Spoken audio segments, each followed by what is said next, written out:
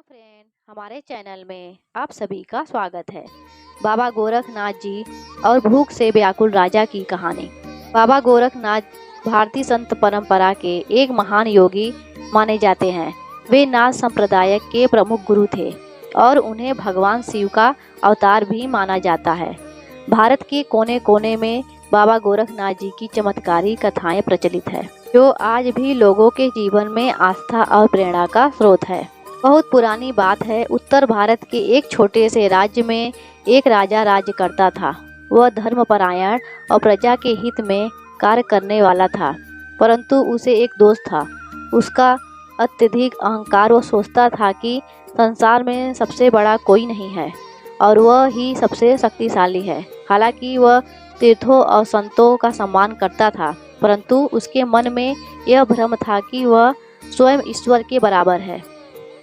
एक बार राज्य में भयंकर अकाल पड़ गया।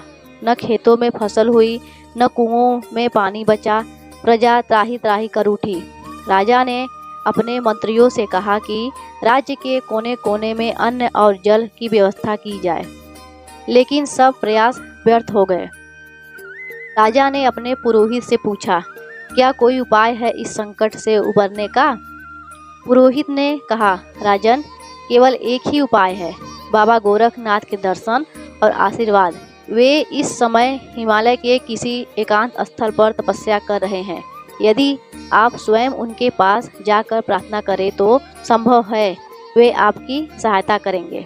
राजा पहले तो संकोच में पड़ा, फिर अहंकार के बावजूद वह अपनी प्रजा के दुख से विचलित हो गया। उसने निर्णय लिया कि वह स्वयं बाबा गोरखनाथ के दर्शन करने जाएगा। राजा कई दिनों की कठिन यात्रा के बाद हिमालय की ऊंचाई पर स्थित उस गुफा तक पहुंचा, जहां बाबा गोरखनाथ तपस्या में लीन थे। उन्होंने देखा कि बाबा समाधि में थे और उनके चारों ओर अद्भुत तेज फैला हुआ था। वहां का वातावरण पूर्ण शांत और दिव्य था। राजा ने कुछ समय प्रतीक्षा की और फिर हाथ जोड़कर बाबा से विनती की, हे नाथ, मेरी प्रजा भूख से व्याकुल है, कृपया कुछ उपाय बताइए। गोरखनाथ बाबा ने आंखें खोली और बोले, राजन, तुम्हारा अहंकार ही इस संकट का कारण है। जब राजा अपने को ईश्वर समझने लगे तो प्रकृति अपना संतुलन बिगाड़ देती है। पहले अपने भीतर विनम्रता लाओ, फिर मैं तुम्हारी सहायता करूंगा। राजा को बहुत ग्लानि हुई। उसने वहीं बाबा के चरणों में गिरकर क्षमा मांगी और अपने अहंकार को त्यागने की प्रतिज्ञा की। बाबा गोरखनाथ मुस्कुराए और कहा, ठीक है, तुम्हारी परीक्षा लेता हूँ। गोरखनाथ बाबा ने राजा से कहा, मैं तुम्हें एक कटोरा देता हूँ, इसे लेकर तुम्हारे राज्य लौट जाओ और केवल एक बार इसमें अन्न डालो, फिर देखो क्या होता है। राजा को यह बात कुछ विचित्र लगी, लेकिन उसने बाबा के आदेश का पालन किया।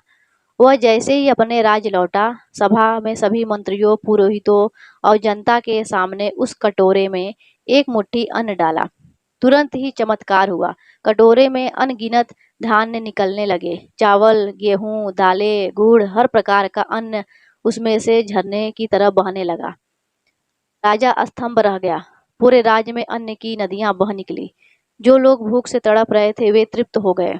राजा ने तुरंत एक भव्य यज्ञ का आयोजन किया और बाबा गोरखनाथ को सम्मान आमंत्रित किया।